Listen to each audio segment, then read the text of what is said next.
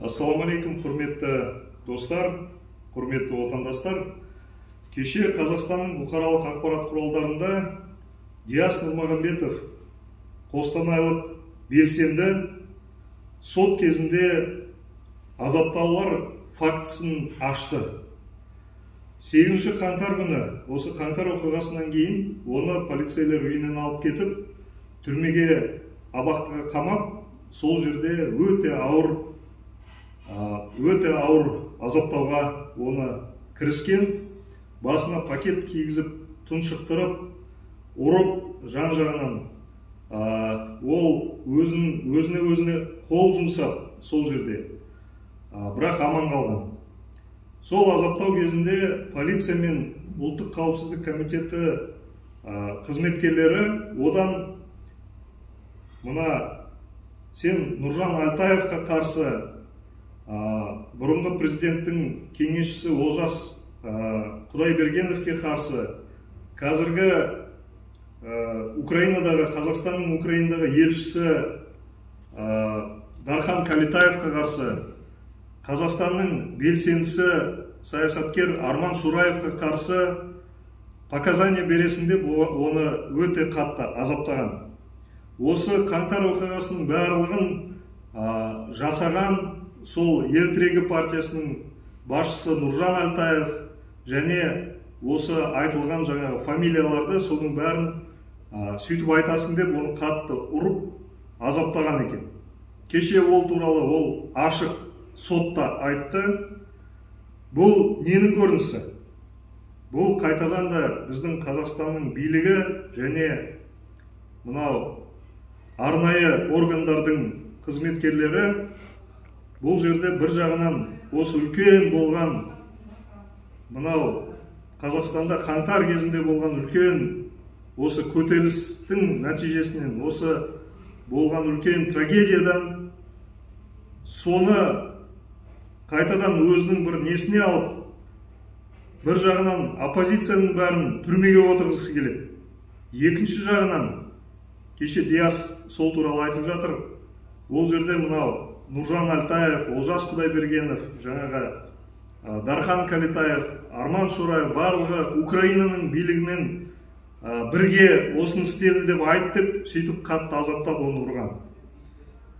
Бұл жерде ең біріншіден мен ойлаймын, бұның артында ресейлік арнайы органдар тұр және Ресейдің билігі тұр. Ресей қайтадан да бұл қаңтар оқиғасын өзінің бір пайдасына әкелгісі келеді. Біріншіден Қазақстанның оппозициясын, Қазақстанның ұлтшылдарын құртқысы келеді. Кім қазақ елім деп жүрген азаматтарды құртып түрмеге отырғызып, азаптап, екінші жағынан бұның бәрін Украинаға бір келдіргісі келеді.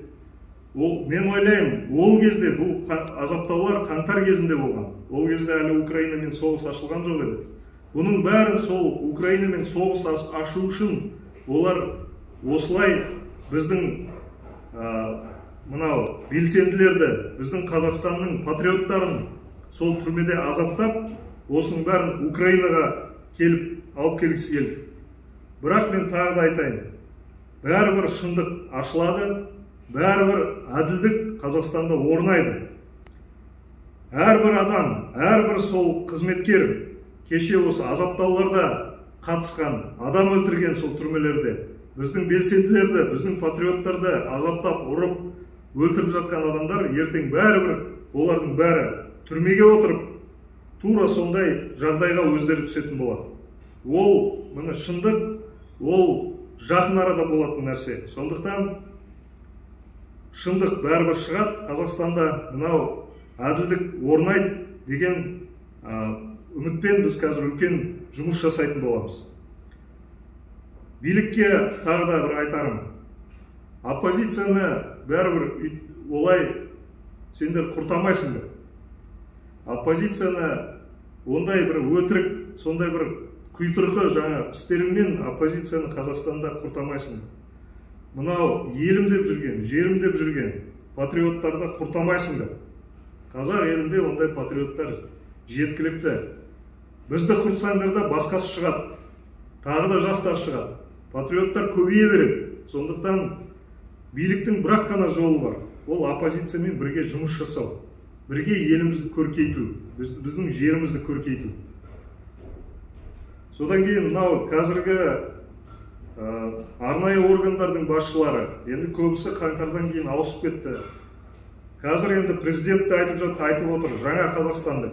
Жаңа Қазақстан болатын болса, ең біріншіден сол мынау арнайы органдардың қызметкерлері азаптаған, ұрған, солардың барлығын қазір тергеу жасап, солардың бәрін тауып, өздерін түрмеге отырғызу керек. Содан кейін мынау біздің патриоттардың бәрін бостандыққа жіберу керек. Біздің ел белсенділерін, патриоттарын, елім деп жүрген қазақтардың барлығын түрмеден босату керек.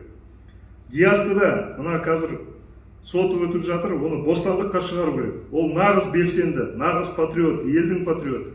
Солардың бәрін бостандыққа шығару керек. Жаңа Қазақстан осыдан басталу керек.